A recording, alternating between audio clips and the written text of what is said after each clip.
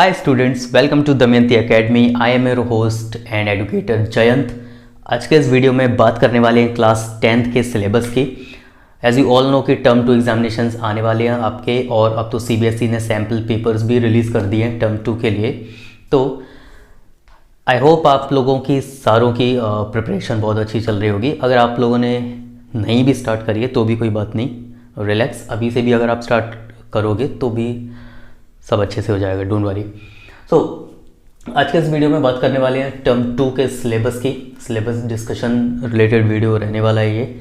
और इस वीडियो में जिस सब्जेक्ट की हम बात करेंगे, जिस सब्जेक्ट के सिलेबस की बात करेंगे वो है साइंस. साइंस सब्जेक्ट की बात करने वाले हैं. कौन कौन से यूनिट्स, कौन कौन से चैप्टर्स आपको टर्म 2 में पूछे जाने वाले हैं, किन यूनिट में से कितने मार्क्स का रहने वाला है. तो साइंस में आपसे टोटल 4 यूनिट्स पूछे जाने वाले हैं टर्म 2 में, और इन सारे यूनिट्स में से जितने भी मार्क्स के क्वेश्चंस आपसे पूछे जाने वाले हैं उनके मार्क्स यहाँ सामने लिखे हुए हैं. तो चलिए स्टार्ट करते हैं. टोटल 4 यूनिट्स हैं. Number 1 chemical substances, nature and behaviour. ये आपकी केमिस्ट्री की यूनिट है.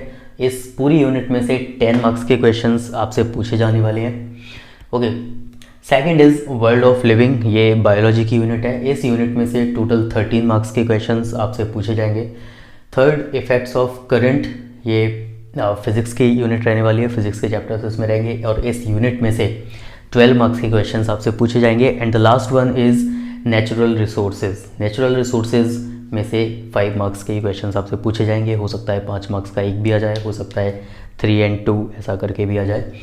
सो या that's all for the science, जो यूनिट्स आपकी रहने वाली हैं.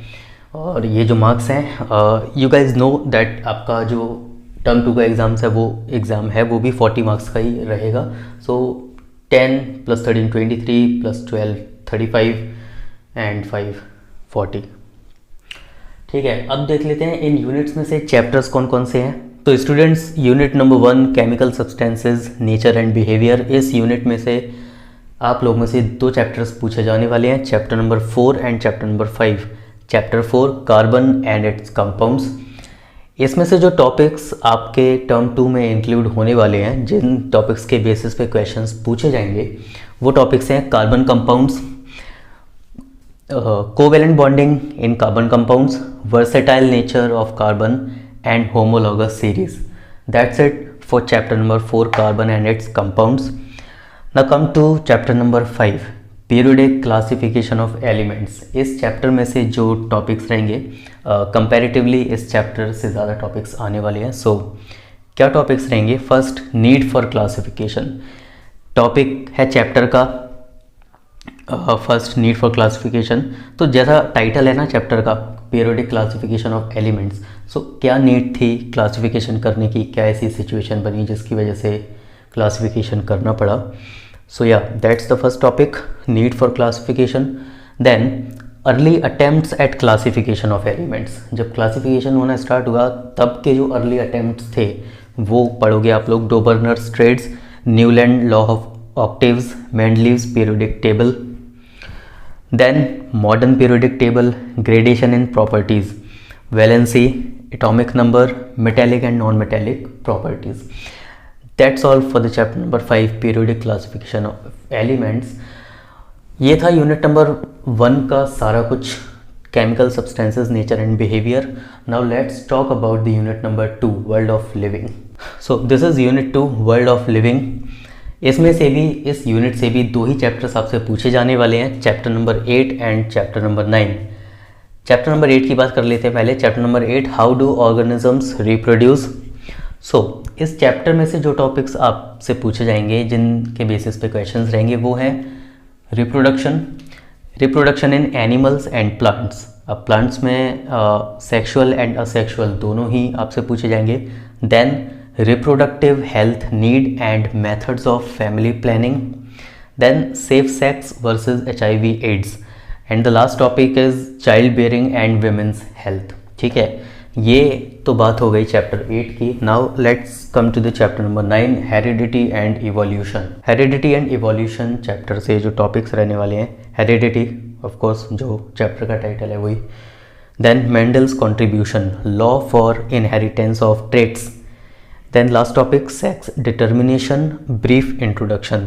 बस इस टॉपिक का ज़्यादा नहीं रहेगा, थोड़ा बहुत डिटेल में इंट्रोडक्शन ही रहेगा, बट थोड़ा और ब्रीफली आपको बताया जाएगा बस। तो ये बात थी unit number 2 world of living की। 2 चैप्टर्स आने वाले हैं, कौन कौन से टॉपिक्स रहेंगे वो सारा देख लिया। चलिए थर्ड यूनिट पे आते हैं। So unit 3 effects of current. भाई फिज़िक्स की यूनिट है, कहने को तो 2 ही चैप्टर्स आ रहे हैं, चैप्टर 12 एंड चैप्टर 13, बट इतना कंटेंट भरा हुआ है ना दोनों चैप्टर्स में से, माय गॉड। फर्स्ट में ठीक था, सेकंड यूनिट में भी ठीक, तभी यूनिट 3 तो भाई बहुत भर भर के दिया हुआ है आपको यार। क्या ही होगा। वेल, डरने की बात नहीं है, कुछ नहीं है, सब लिखा है से भर भर के ना, कंजस्टेड तो लग रहा है आपको, वैसे भी कोई नहीं है, सब आराम से हो जाएगा, चिल है ना, डरना नहीं है देख के। चलो बात कर लेते हैं। चैप्टर 2 ही आने वाले हैं, chapter 12 electricity, chapter 13 magnetic effects of electric current. 12 में से जो टॉपिक्स रहेंगे वो हैं ये: Ohm's law, resistance, resistivity, factors on which resistance of a conductor depends, series combination of resistors, parallel combination of resistors and its applications in daily life, heating effect of electric current and its applications in daily life, electric power, interrelation between P, V, I and R. This is all about the chapter number 12, electricity. Okay. Now let's come to the chapter number 13. Chapter number 13 magnetic effects of electric current. Chapter में से जो topics रहेंगे वो ये है: magnetic field, field lines, field due to a current carrying conductor, field due to a current carrying coil और solenoid, force on current carrying conductor, Fleming's left hand rule, electric motor, electromagnetic induction, induced potential difference, induced current and the last one is Fleming's right hand rule. ठीक है, ये था chapter 12 और chapter 13 का content जो आपकी unit number 3 से रहने वाले हैं, इफेक्ट्स ऑफ करंट। ठीक है, अब बात करते हैं लास्ट टॉपिक की, unit number 4। Okay boys and girls, unit 4 last unit, natural resources. अच्छा वैसे ये यूनिट 1, यूनिट 2, यूनिट 3, 4 ये मैं सीरियल वाइज लिख रहा हूँ, CBSE की साइड से भी सीरियल वाइज ही दिए हुए हैं, वैसे ही आपके बुक के हिसाब से यूनिट 4, यूनिट 3 वगैरह नहीं है। ठीक है, so unit 4 last unit, natural resources, उसमें से केवल एक ही चैप्टर आने वाला है, चैप्टर नंबर 15 आर एनवायरनमेंट। इसमें से जो टॉपिक्स रहने वाले हैं ये लिखे हुए हैं: ecosystem, environmental problems, ozone depletion, waste production and their solutions, biodegradable and non biodegradable substances.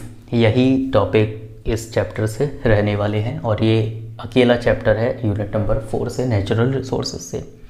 अब आप लोगों के लिए एक इम्पॉर्टेंट बात, जितने भी टॉपिक्स यहाँ पे हम लोग डिस्कस कर रहे हैं, मैं आपसे डिस्कस कर रहा हूँ, वो आपको पूरी यूनिट का वीडियो तो मिलेगा ही, लाइक जैसे ये यूनिट 4 है natural resources, chapter 15 our environment. ठीक है, तो इस चैप्टर 15 का आर एनवायरनमेंट का एक पूरा डेडिकेटेड वीडियो तो रहेगा ही, जिसमें पूरा चैप्टर 15 कवर करूँगा मैं। उसके अलावा अगर मान लीजिए कोई स्टूडेंट्स हैं जिनका सब कुछ क्लियर है, जिनको सिर्फ किसी एक टॉपिक में इशू है, 1 या 2 टॉपिक में इशू है, तो उनके लिए क्या करूँगा मैं कि इस चैनल पे टॉपिक वाइज भी वीडियोस रहेंगे। ठीक है, तो जिसको सिर्फ 1 या 2 टॉपिक में प्रॉब्लम है, कुछ डाउट्स हैं, तो वो डायरेक्ट जाकर उस टॉपिक की डेडिकेटेड वीडियो देख सकते हैं। ठीक है, टॉपिक के भी अलग से वीडियोस रहेंगे और एक पूरे चैप्टर के भी वीडियोस रहेंगे। ठीक है, तो या that's all for term 2 syllabus of science. इस वीडियो में हम लोगों को टर्म 2 सिलेबस डिस्कस करना था साइंस सब्जेक्ट का, जो हमने कर लिया है। ठीक है, कोई भी डाउट, कोई भी क्वेश्चन हो वो आप कमेंट्स में पूछ सकते हैं बेझिझक। ठीक है, okay then students, I will meet you in the next video. Till then bye bye, take care.